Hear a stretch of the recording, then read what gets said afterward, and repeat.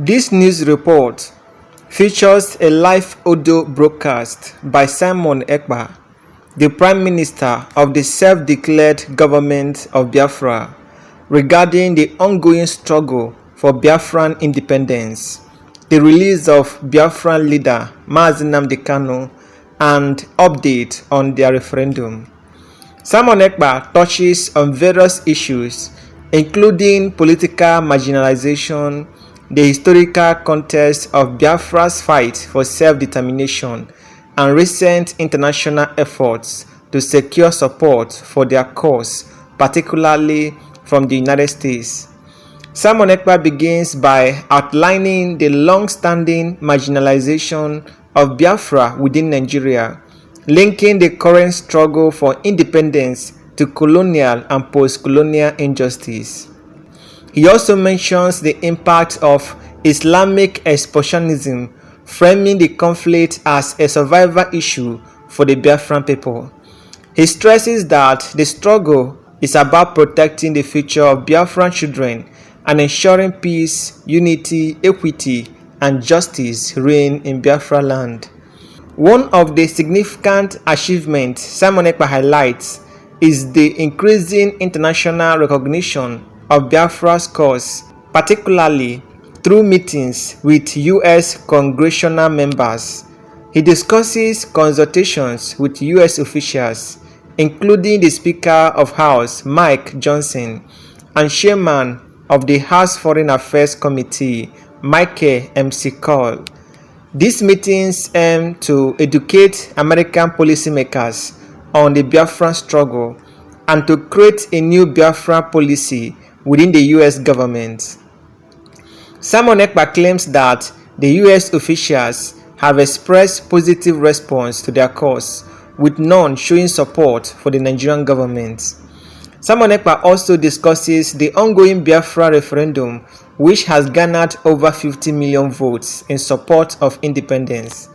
He emphasizes that this self-referendum is a critical part of Biafra's push for international recognition. Simon Ekpa announces that a major declaration is scheduled for December 2nd, which he anticipates will be a historic moment for Biafra. Another key issue Simon Ekpa addresses is the ongoing conflict between Biafran forces and the Nigerian government, particularly in terms of military confrontations. He condemns recent bombings by the Nigerian military against Biafran Liberation Army forces and vows retaliation.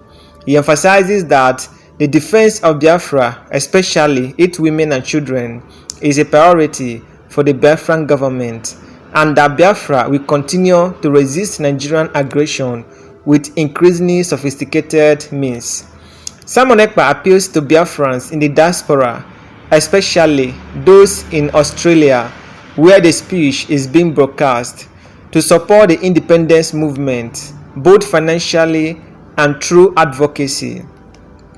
He stresses the importance of unity and collective efforts, urging Biafrans to contribute to the liberation cause through donations and participation in the Biafran government's initiatives. The speech also includes symbolic gesture and cultural traditions such as the presentation of kola nut, which represents unity, hospitality, and the support of Biafran women for the independence movement. These acts are used to strengthen solidarity among Biafrans and reinforce cultural ties in the diaspora. Simon Ekpa acknowledges that many Biafrans may not fully understand the complexities of international diplomacy and the slow process of gaining foreign support. However, he compares the Biafran struggle to the anti-apartheid movement in South Africa, suggesting that sustained international advocacy, particularly in the US, will eventually lead to success. Throughout his address, Simon Ekpa maintains a tone of defiance and determination, declaring that Nigeria is a failed state and that Biafra's independence is inevitable. He repeatedly stresses that the struggle will continue until freedom is achieved, regardless of the cost. Simon Ekpa thanked the audience for their support and urged them to remain committed to the cause of Biafran independence. Various participants from Australia and other countries also expressed their support, and Simon Ekpa emphasizes the importance of continued financial contributions and collective efforts. Simon Ekpa's address is a passionate call for Biafran independence, emphasizing international advocacy, especially in the US, and the need for unity and support from the Biafran diaspora. He positioned the Biafran struggle with a broader historical context of resistance to political marginalization and Islamic expansion, while outlining the practical steps being taken to secure international recognition and defend Biafran territory. I'll play the audio for you guys to hear for yourself. Affected you and your children. It is not only that.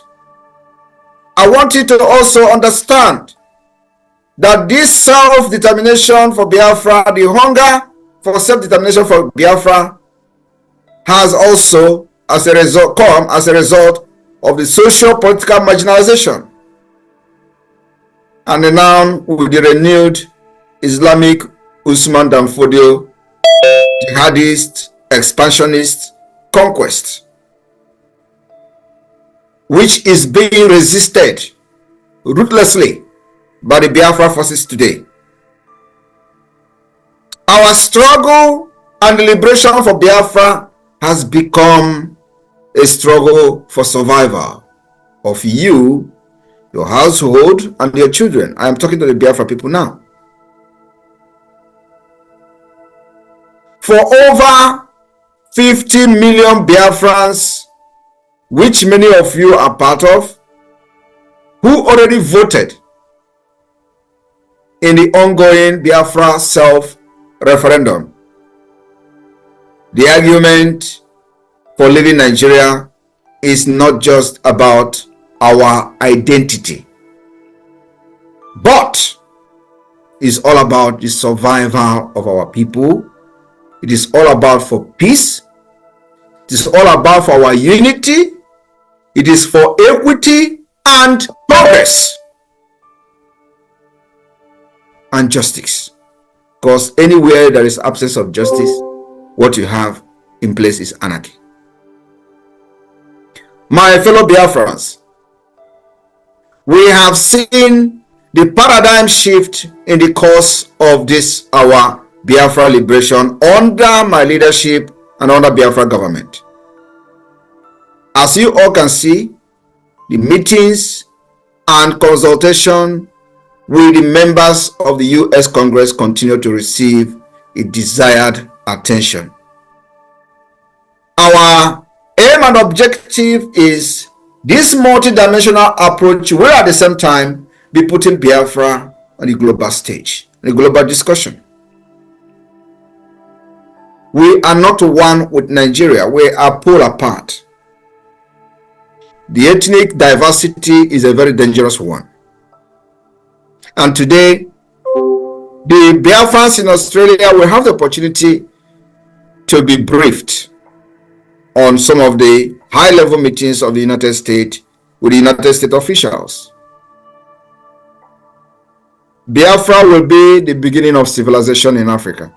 And that's what many people are scared of. But you see, like the Israel Prime Minister, we will win with or without you. We have taken the Biafra liberation to the global stage for the very first time since after the war. Even during the Biafra war, Biafra discussion, Biafra issue, Biafra cause, Biafra case were not in the global stage. The only reason that the Biafra case came to the global stage was as a result of the images coming from the dying children in Biafra land. That was the only thing that put Biafra on the global stage. And when the United States of America was contemplating supporting Biafra, those that were in the leadership of the Biafra then have no knowledge, they have no contact details, they have no lobbyists in the United States who could actually make them understand what is going on, and then also who could educate the policy makers and the decision makers of the United States. That didn't happen. Today, under my leadership and under this Biafra government, which is the government of the people, we have corrected that mistake. We have taken this liberation and the issue of Biafra to the stage that has never, where it has never been before, for the very first time. I will share with you some of the key outcomes of some recent meeting with the United States Congress regarding recognition of Biafra independence. My fellow Biafrans in Australia and beyond, we met with the most senior members of the United States Congress. We met with the most senior members of the US government, including the Speaker of the House of Representatives, Mike Johnson, the third highest official of the US government, the Chairman of the House Foreign Affairs Committee, Michael McCall, and a plethora of members of Congress. These members are now well educated about Biafra. It has never happened in the history of Biafra and Nigeria. We are closely working after being briefed, after educating these people, decision makers. We are now closely working with them to form a new Biafra policy for the US government, which until now currently has not had one. You may not understand the heaviness of the word I am speaking now, but you're going to know later on. And I believe Nigeria understand what I'm saying. For most members of the Congress we met, those we discussed with, this has been the first time the Biafra issue had ever been presented to them. As such, much of our discussion is providing an informational briefing on Biafra as well as malign nature of the Nigeria terrorist government. We also discuss our activities such as the self-referendum, which already recorded over 50 million votes, and the upcoming December 2nd declaration. My fellow Biafrans and our friends and lovers of freedom, on Biafra Independent Declaration, the reception by the members of the Congress to our message has been very overwhelmingly positive.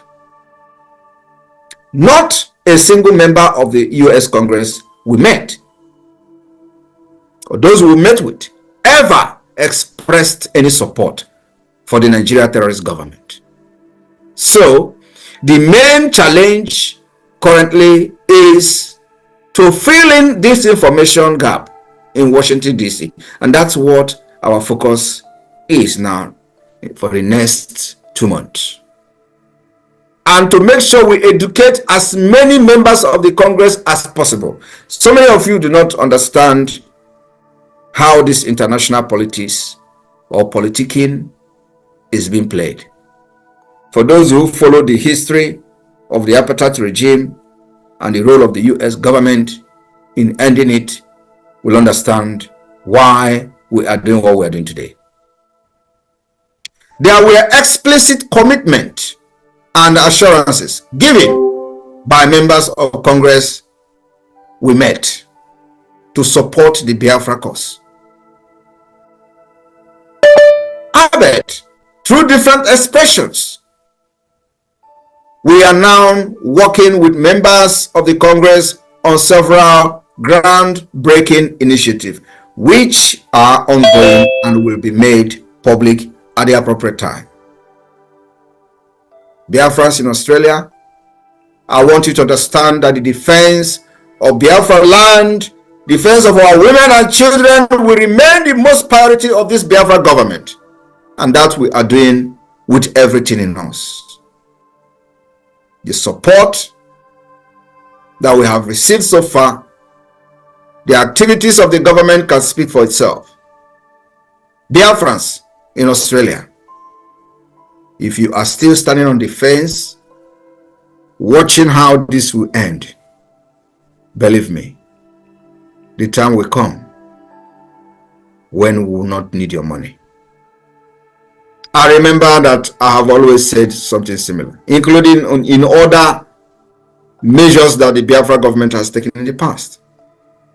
And they will think that we are just joking. But at the end of the day, it will come to manifestation. Thank you for inviting me today. And remember, every penny counts.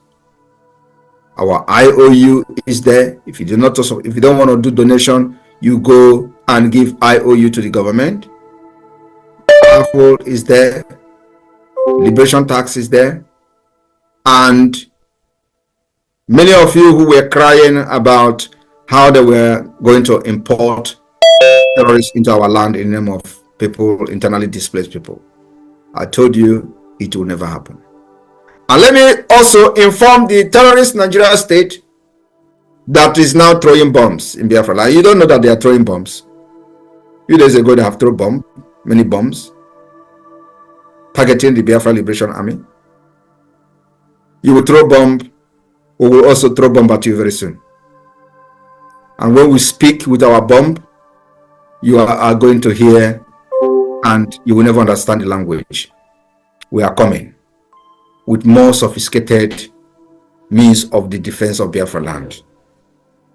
We will take it upon ourselves like we have done in the past, and to inform you that you will kill us, we will kill you, but at the end, our freedom will come. That will guarantee the future of our children and our unborn generation. Nigeria is destined to fail.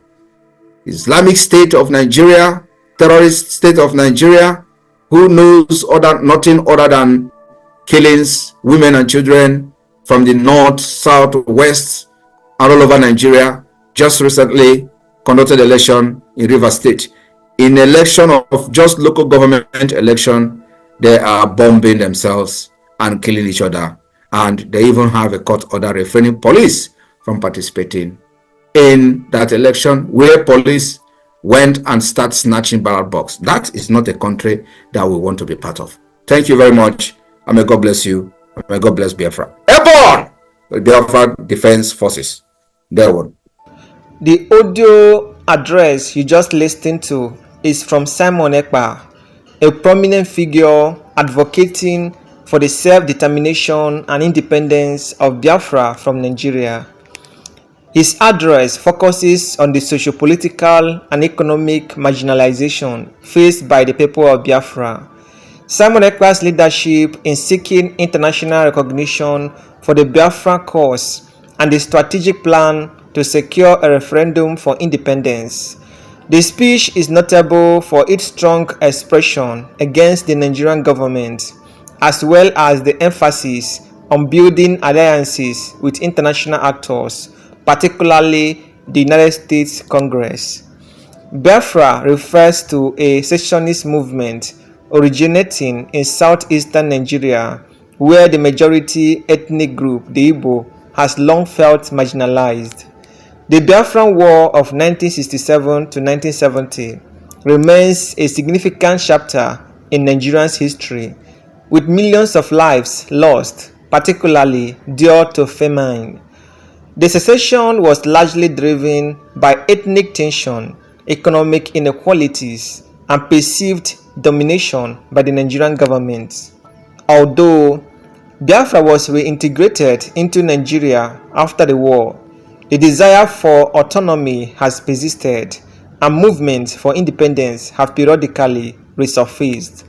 In recent years, groups such as the Indigenous People of Biafra (IPOB) have emerged, advocating for a Biafran state through non-violent means, although there have been sporadic violent confrontations with the Nigerian state. Nnamdi Kanu, another key figure in the Biafra movement, is widely recognized for leading the IPOB. Simon Ekpa, seen as Nnamdi Kanu's successor, continues to rally the Biafran people towards their goal of self-determination.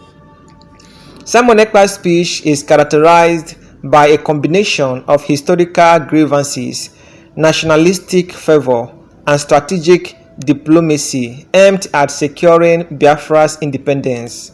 Several key themes emerge from his address, including the framing of the Biafran struggle as a fight for survival, the internationalization of the Biafran cause, and the aggressive expression against the Nigerian state.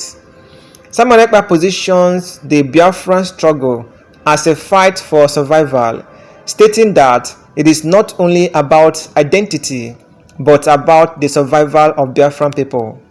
This reflects the deep-seated fear of extinction that many Biafrans feel, especially in light of past conflicts.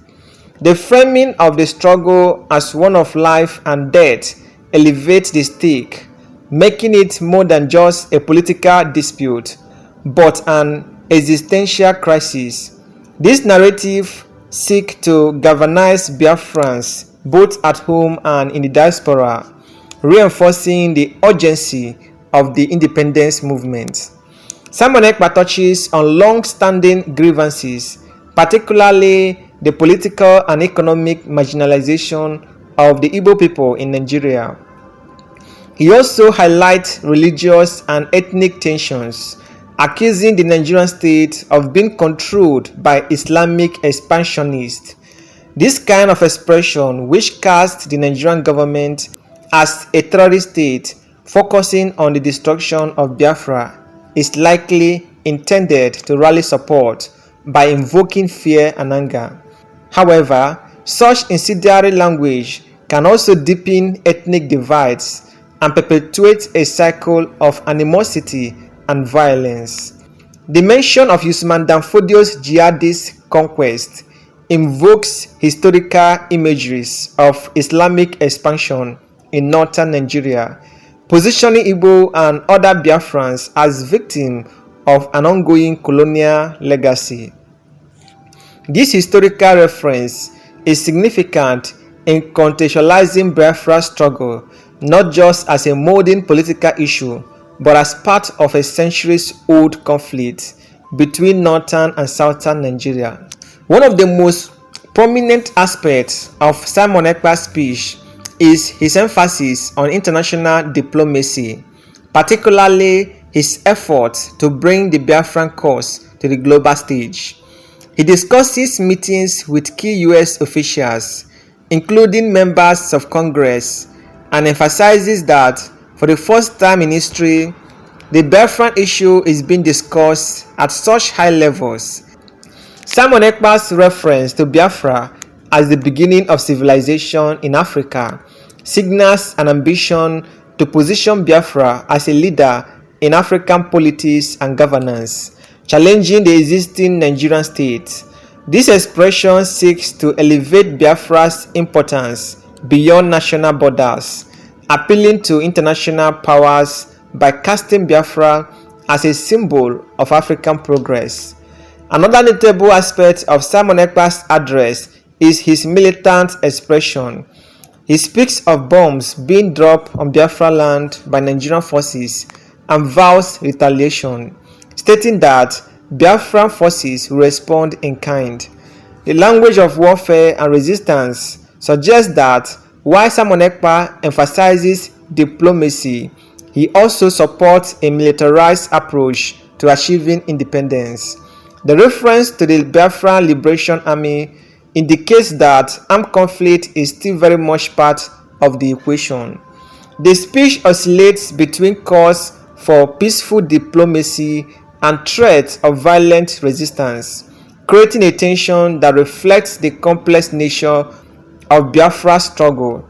On one hand, Simon Ekpa seeks international legitimacy and support, but on the other hand, he is prepared to engage in warfare to defend Biafra's land and people. Simon Ekpa repeatedly appeals to the Biafran diaspora, particularly those in Australia, to continue supporting the cause.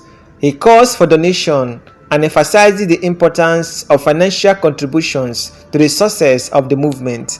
This is a strategic move as the Biafran diaspora has historically been a critical source of both financial and political support. Simon Ekpa's appeal to the diaspora also underscores the transnational nature of the Biafran struggle. By involving Biafrans across the world, Simon Ekpa is building a global network of supporters who can help to further Biafra's case on the international stage. The use of modern communication tools, including social media, has facilitated this global connection, allowing Simon Ekpa and other Biafran leaders to mobilize support far beyond Nigeria's border.